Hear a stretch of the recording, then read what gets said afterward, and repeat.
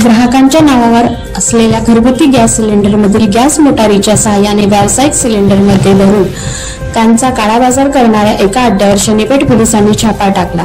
या कारवाईत तब्बल 61 गॅस सिलेंडर जप्त करण्यात आले असून 3 जणांना अटक करण्यात आली आहे। त्यांच्या विरुद्ध जीवनावश्यक कायद्याने गुन्हा दाखल करण्यात आला आहे। जळगाव शहरातील आसोदा रोडवरील मोहन टॉकीज परिसरात घरगुती गॅसचा काळा बाजार होत असल्याची माहिती शनीपेठ पोलीस ठाण्याच्या पोलीस निरीक्षक कावेरी कमलाकर यांना मिळाली।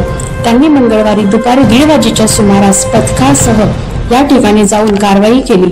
या कारवाईत 33 घरगुती आणि 28 व्यावसायिक गॅस सिलेंडर असे एकूण 61 सिलेंडर जप्त केले। तसेच वजन काटा आणि गॅस ट्रान्सफर करण्यासाठी वापरली जाणारी इलेक्ट्रॉनिक मोटार वाहतूक करणारे वाहन जप्त केले। कैलास कोडी यांचा रिपोर्ट, माझा आवाज लाईव्ह, मुक्ताईनगर।